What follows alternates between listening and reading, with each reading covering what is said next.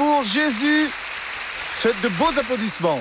Ces jours-ci, nous avons vu Dieu faire de très belles choses, stupéfiantes.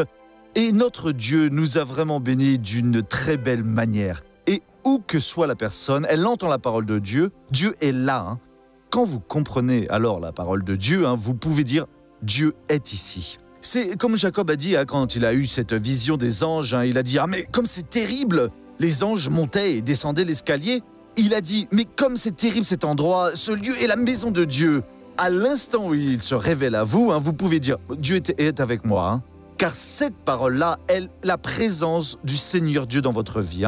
Où que vous soyez, vous alors croyez à cette parole, vous confrontez quelconque problème, utilisant cette révélation, alors vous allez mettre Dieu en action en votre faveur. On va faire une étude aujourd'hui, laissez-moi parler avec vous, de certaines choses que nous pouvons être et avoir de Dieu avec nous. Jésus a dit que nous sommes alors ces personnes qui ne laissent pas le monde se perdre complètement. C'est dans Matthieu 5, verset 13. « C'est vous qui êtes le sel de la terre. Mais si le sel devient fade, avec quoi le salera-t-on? Il n'est plus bon qu'à être jeté dehors et foulé aux pieds par les gens. » Dans chaque génération, Dieu appelle des personnes pour pouvoir être responsables pour la continuation de la vie, pour la continuation de la moralité, pour la continuation de la paix. À présent, si nous qui sommes le sel de la terre, qui sommes de Dieu, nous perdons le pouvoir de saler, et s'il a dit cela, c'est parce que c'est possible de le perdre. Là, dans la tentation que Jésus en personne a subie dans le désert, le diable est apparu pour lui dans une de ces tentations. Et mon frère, ça a été une chose très très violente. Ici, c'est le résumé, c'est la manchette de ce qui s'est passé. Le diable a fait que Jésus voit tous les royaumes du monde dans leur splendeur. Vous voyez qu'aujourd'hui, vous pouvez voir que chaque année, tous les 4 ans, c'est toujours la même chose. Quand là, aux États-Unis, ils vont changer de président. Et alors, c'est cette ostentation de grandeur. Et alors, le monde entier reste à les regarder là, les yeux grands ouverts. Et ils sont très puissants, ils ont des armes modernes. L'Angleterre l'a déjà été au XVIIIe siècle, et nous ne savons pas qui seront les prochains dans le futur. Et donc cela ici, c'est une chose très grande qui fait que les personnes restent éberluées. Et le diable a tout montré à Jésus, car nous n'avons pas encore vu ce qu'il est. Ce qu'il peut faire de corruption dans le monde, de grandeur, de gloire, qu'est-ce que l'homme va atteindre.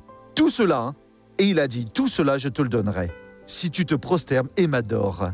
C'est triste aujourd'hui quand celui qui est le sel, là, dans l'entreprise, dans la famille, et leur perd le pouvoir de saler, laisse alors l'esprit de la faute entrer dans ses yeux, dans ses pensées, dans ses actions. Et le résultat est que tout le monde alors se perd. Et donc, le sel, il peut perdre le pouvoir de saler, il peut devenir insipide. Et à quoi ce sel va-t-il servir et pourquoi ? C'est ici qu'est la chose sérieuse. À rien du tout, pour être jeté dehors et piétiné par les hommes. Attention, parce que demain, vous pouvez ne pas avoir cette prospérité. La Bible dit « Soyez fidèles jusqu'à la mort », parole de Jésus. Il faut être fidèle jusqu'à la mort. Pour que vous ayez la couronne de la vie, la récompense qui va vous accompagner pour toute l'éternité. Nous n'avons pas de licence alors pour pécher, de licence pour collaborer avec le diable dans son œuvre de destruction. Nous avons, oui, une mission.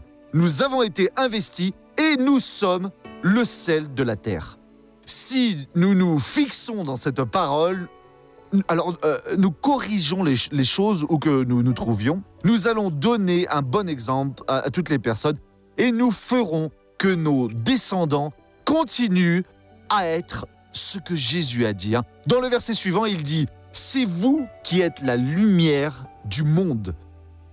Une ville située sur une montagne ne peut être cachée. » Quand Dieu nous appelle, Dieu nous donne alors cette compréhension de qui est Jésus. Et nous décidons par Jésus. À présent, je suis de Jésus. Il est en train de dire vous êtes comparable à une ville édifiée là sur une montagne qui n'a pas les conditions de se cacher. Celle là dans la vallée le peut, mais dans la montagne elle ne le peut pas. Et qu'est-ce que Dieu est en train de nous dire ici, hein? Eh bien que nous devons faire briller alors cette lumière. Nous sommes les personnes qui vont montrer alors aux autres, non seulement par nos paroles, hein, mais principalement par nos actions, hein, par notre foi dans le Seigneur Jésus. Et qu'est-ce que réellement signifie servir le Seigneur Dieu, être de Dieu en ce monde? Et il nous a avertis en disant ici, hein, une ville située sur une montagne ne peut être cachée. Hein, on ne peut pas la cacher. On n'allume pas une lampe pour la mettre sous le boisseau, hein, ou au-dessus de la table. Mais on le met sur le porte-lampe, là, sur le paroi où il était préparé, et elle brille pour tous ceux qui sont dans la maison. Que votre lumière brille ainsi devant les gens, afin qu'ils voient vos belles œuvres et glorifient votre Père qui est dans les cieux. Donc, nous devons cesser d'être des personnes bagarreuses, là. Nous devons cesser d'être des personnes qui sont offensées par un regard, par une parole, ou alors même par une mauvaise action. Nous simplement, hein, à tout moment, nous devons être des serviteurs du Dieu Tout-Puissant. À tout moment, alors, nous devons faire ce que Jésus a dit. Nous sommes le sel de la terre et nous sommes la lumière du monde. Hein. Et nous avons l'obligation, hein, je l'ai, vous l'avez aussi, de quoi? Faire resplendir notre lumière devant les hommes. Le fait que nous ne mettions pas la main dans l'interdit, hein, et qui la met est vraiment stupide. Hein. La Bible dit qu'il n'y a pas de choses dissimulées qui ne viennent pas à être révélées. Et qui alors a fait et ne confesse pas est très stupide. Cette personne alors va devenir très honteuse, hein, lors du jour du jugement. Toutes les personnes qui ne se mettent pas en règle, hein, qui ne se fixent pas dans la parole de Jésus et ne l'accomplissent pas alors, seront au jugement. Et il ne va pas y avoir d'amour, pas de compassion, pas de miséricorde, de pitié, pas de pardon. Hein. La personne va là, et pourquoi? Pour recevoir la condamnation. Et aujourd'hui est le jour où on doit s'arrêter. Hein. Attends un peu. Je dois faire resplendir ma lumière devant les hommes. Et s'il y a quelqu'un qui m'a dans ses mains, il veut alors que je sorte de la main de cette personne. Il faut que je recherche cette personne et me réconcilier avec elle. Et de l'autre côté, alors, si je suis alors tenté, hein, inspiré, poussé à faire ce qui ne vaut rien, je ne le fais pas. Parce que ma lumière doit briller. Avec le Christ, vous allez réussir. Hein.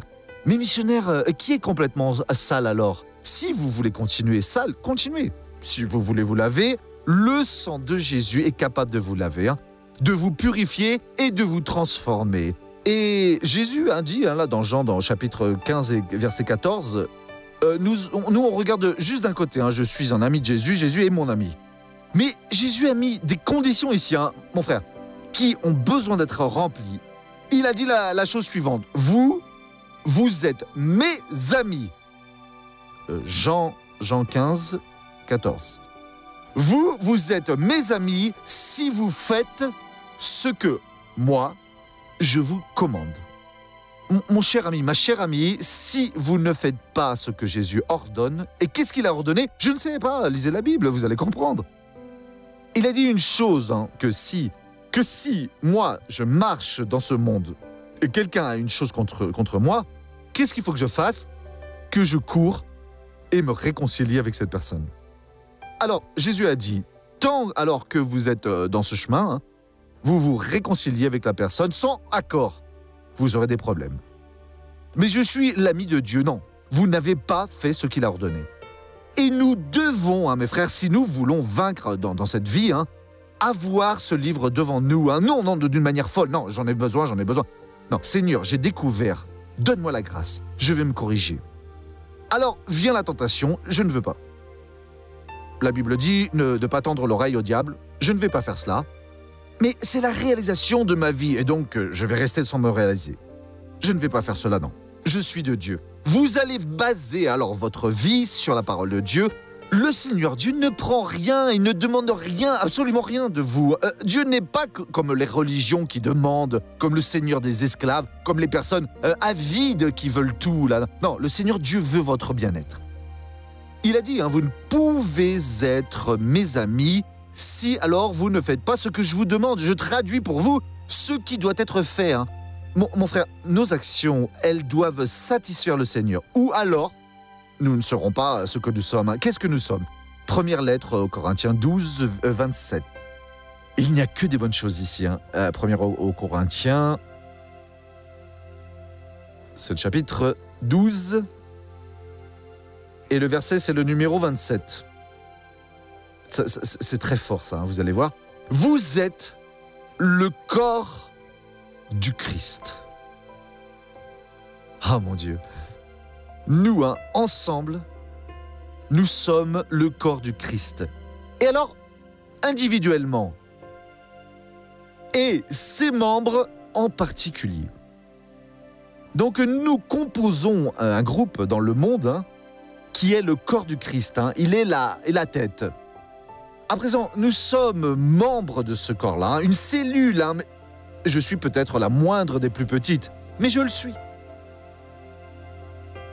Et donc, prêtez bien attention, ce corps ici, c'est le pasteur Soares, de la tête aux pieds, d'ici d'en haut jusqu'en bas.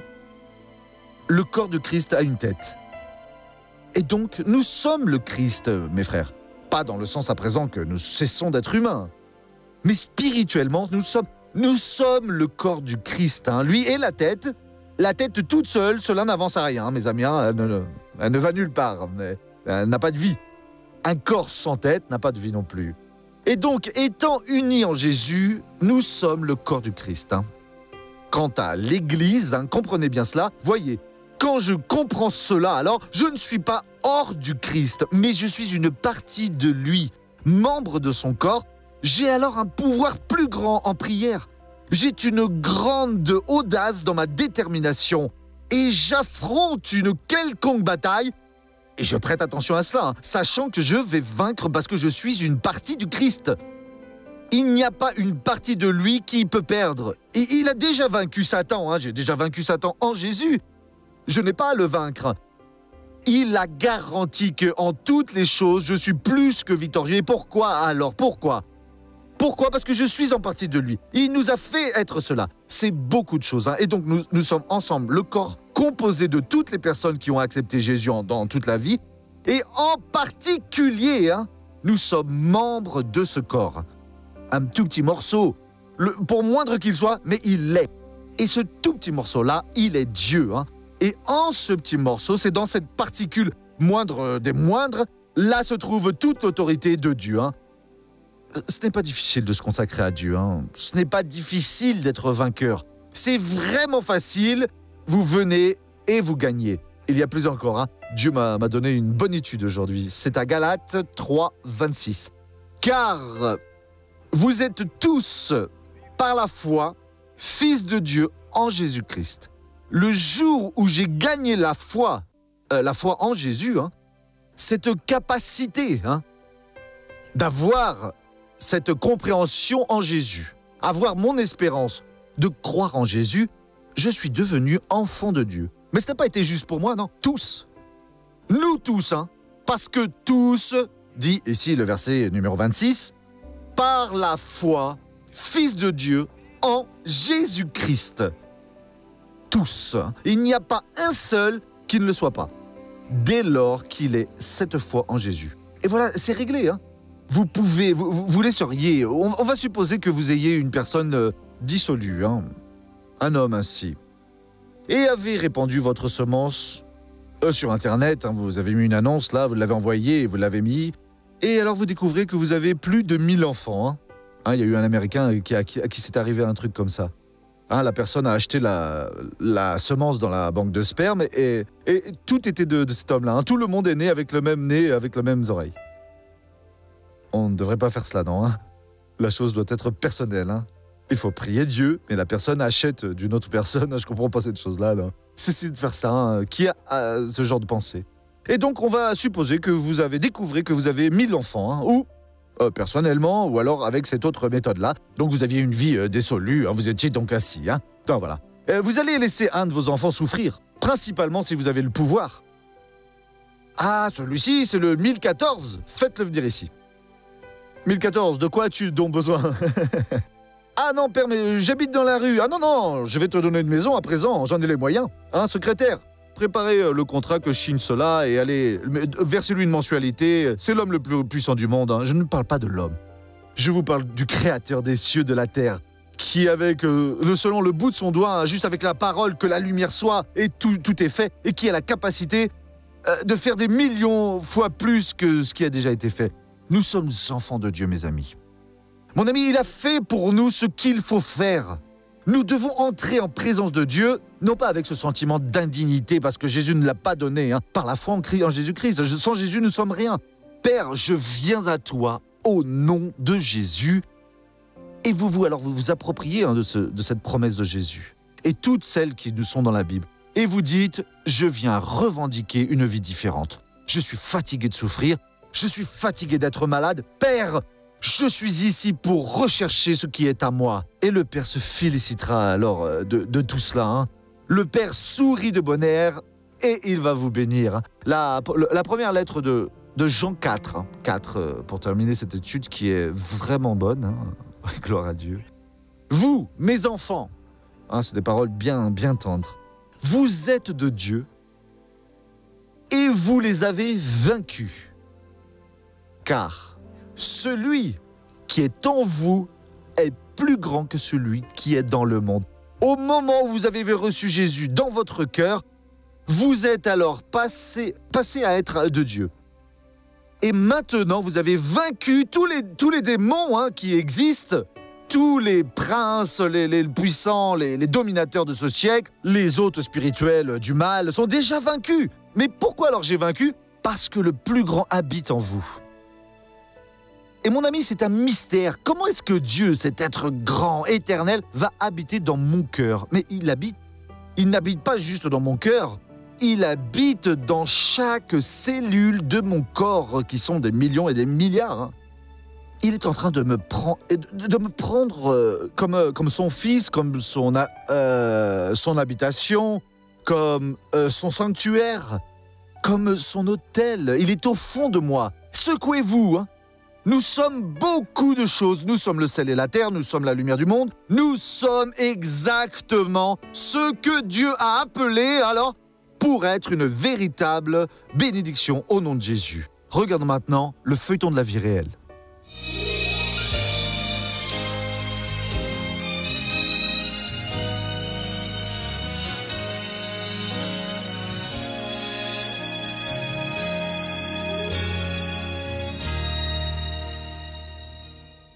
Donna Yvonne rêve d'emmener sa fille et son gendre dans la maison de Dieu. En fin de compte, le mariage des dieux va de mal en pis. Je voulais la conversion de ma famille.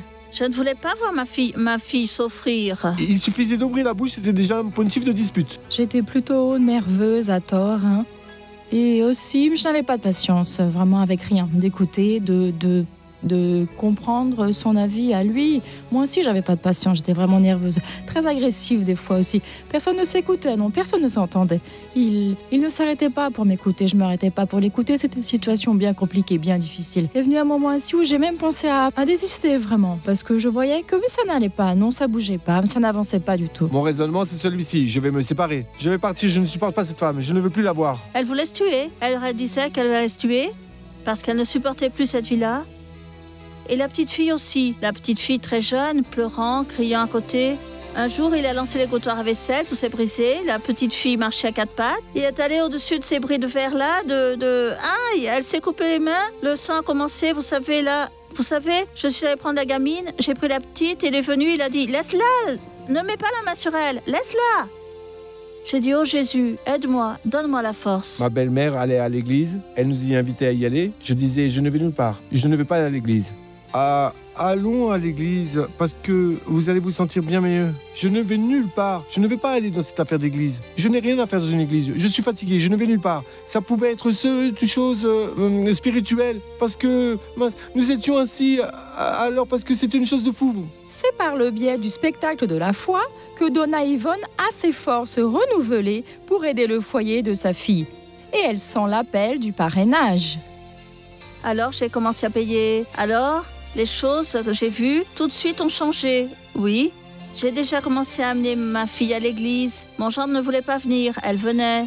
Jusqu'à ce qu'un jour, ma belle-mère est venue et a dit ainsi: mon fils, allons à l'église. J'ai dit tel jour, alors nous irons. Et donc, ce jour-là est arrivé. Ainsi, c'est un dimanche que nous sommes allés à l'église et on a commencé à y aller. Alors elle m'a demandé ainsi: qu'est-ce que tu en as pensé? J'ai dit si je trouvais ça bon. J'ai aimé l'église, j'ai aimé, oui. Alors elle a dit: tu vas continuer à y aller? J'ai dit oui, bien sûr, je vais y aller. Alors il a commencé à venir, lui aussi. Alors tout a changé. On a pu voir le changement. Et la transformation est arrivée, oui, il a évolué, hein. Il est devenu plus calme. C'est une bénédiction. Grâce à Dieu, ils sont avec moi ici. Son époux à elle, sa fille et elle-même. C'est une bénédiction. Aujourd'hui, nous nous entendons, nous nous comprenons, nous conversons. Avant, il n'y avait pas de dialogue, non, c'était simple, c'était bien compliqué comme cela. Aujourd'hui, nous sommes une famille très heureuse. J'ai de la patience, j'écoute, il n'y a plus de disputes, on s'entend bien mieux. La clé principale, c'est elle. Oui, ses prières, son intercession à elle. C'est à travers du parrainage que j'ai été bénie, vous voyez. Donc aujourd'hui, je suis une autre personne. Grâce à Dieu. La femme sage bâtit sa maison, son foyer.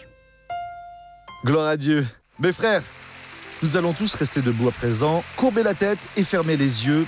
Père d'amour, de miséricorde, nous arrivons maintenant en ta présence pour, ô Dieu, avant de terminer le programme, dire merci beaucoup pour la lumière que le Seigneur nous donne, pour ce que le Seigneur nous permet de faire en faveur des personnes. Par ta main, Père, qui n'est pas repliée, qui peut sauver aujourd'hui, qui peut guérir. Et Père, il y a beaucoup de gens ayant besoin de cette main étendue, de cette guérison. Guéris, mon Dieu, ce qui est très souvent n'est pas dans le corps, c'est dans l'âme.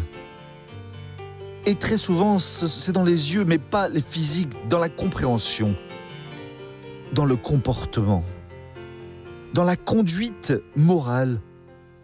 Ô Père, le diable a fait ses offertes. Le diable a attaqué de tous les côtés. Mais qui a fait la volonté du Seigneur est ton ami, est ton enfant.